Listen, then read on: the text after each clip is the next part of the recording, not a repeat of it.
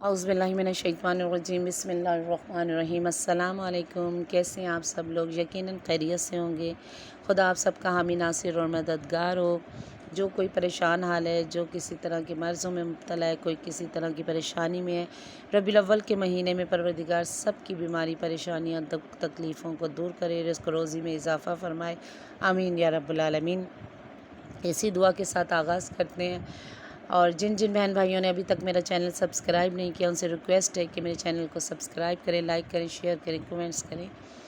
اور بہترین مہینہ چل رہا ہے، ربیع الاول کا مہینہ چل رہا ہے اور ہفتہ وحدت بن رہا ہے۔ 12 سے لے کے 17 ربیع الاول تک مسلسل جو ہے وہ وحدت کا ہفتہ ہے، کیونکہ ہستی بہت بڑی ہے۔ میں تو یہ سمجھتی ہوں کہ بہت بڑی ہستی ہے، کائنات کے خاتم المرسلین، کائنات کے حبیب خدا، جنہیں خدا نے قرآن میں کبھی طٰہٰ کہہ کے پکارا، کبھی یاسین کہہ کے پکارا، کبھی مزمل کہہ کے پکارا، کبھی مدثر کہہ کے پکارا، کبھی حبیب خدا کہہ کے پکارا، کبھی اپنے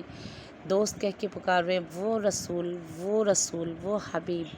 کہ جن کے لیے پروردگار عالم نے 1,24,000 پیغمبروں کو زمین پر بھیجا کہ جا کے زمین کو اس قابل بنایا جائے کہ رسول اکرم کے قدم مبارک وہاں تشریف لائے۔ وہی خاتم المرسلین اہل سنت برادران کے مطابق جو 12 ربیع الاول، اور اہل تشیع کے مطابق جو 17 ربیع الاول کو 16 کی رات بھی بہت بابرکت، 16 ربیع الاول کی رات بہت بابرکت رات ہے، کیونکہ وہ رات وہ شب ہے کہ جس کی طلوع ہوتی ہوئی صبح میں رسول اکرم صلی اللہ علیہ وآلہ وسلم اس دنیا میں تشریف لائے۔ اور رات اس لیے بھی بابرکت ہے، ولادت باسعادت کی رات ہے، اور برکت اس لیے بھی ہے کہ ہجرت سے 1 سال قبل اسی رات رسول اکرم صلی اللہ علیہ وسلم کو معراج بھی حاصل ہوئی تھی۔ اور اس 17 ربیع الاول کی صبح فجر کے وقت کہتے ہیں کہ رسول اکرم جمعے کا دن تھا، طلوع فجر کے وقت آپ اپنے گھر میں تشریف لائے، جبکہ عام الفیل کا سال اور نوشہروان عادل کا عہد حکومت تھا، اور 83 ہجری میں ہی 17 ربیع الاول کو امام جعفر صادق علیہ السلام بھی آئے، اور اس دن کی عظمت بزرگی میں اور بھی زیادہ اضافہ ہو گیا۔ یہ اس دن کو بڑی عظمت، عزت، شرافت حاصل ہے، اور ان میں سے کیونکہ وہ دن ہے کہ رسول خدا آ رہے ہیں، ہستی کائنات آ رہی ہیں، جن کے لیے خدا نے زمین اور آسمان کو بنایا۔ تو جب اتنی بڑی شخصیت، اتنی بڑی ہستی آ رہی ہو، تو ان کے استقبال کے لیے ہمیں اسی طرح تیاریاں کرنی ہیں۔ سب سے پہلے تو غسل لینے کے بعد بہترین لباس سے بتن کریں، اپنے گھروں کو پاک و پاکیزہ کریں، بہترین کھانے بنائیں، ایک دوسرے کو مبارکباد دیں، ایک دوسرے کے لیے کھانے کا اہتمام کریں یا تقسیم کریں کھانے کے نام، اور پھر اس دن سب سے پہلے 18 دفعہ درود شریف پڑھیں۔ رسول اکرم کو بہت پسند ہے درود شریف پڑھ کر آپ نے سب سے پہلے 18 دفعہ، میں 100 دفعہ نہیں کہہ رہی، 18 دفعہ درود پڑھ کر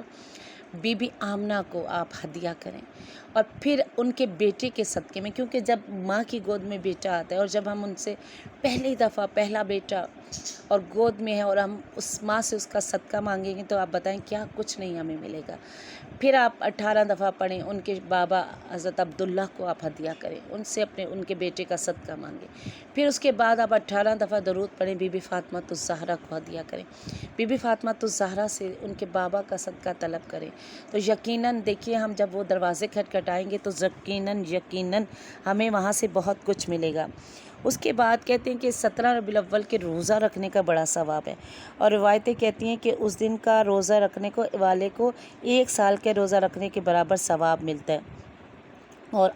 17 کا دن سال کے ان 4 دنوں میں سے ایک ہے جن میں روزہ رکھنا خاص فضیلت اور خصوصیت کا حامل ہے۔ اور اس دن رسول خدا کی زیارت پڑھیں، دور یا نزدیک سے رسول خدا کی زیارت پڑھیں،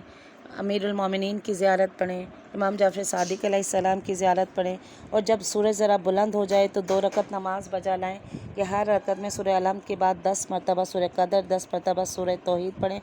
اور اس کے بعد خدا سے اپنی حاجات کو طلب کریں۔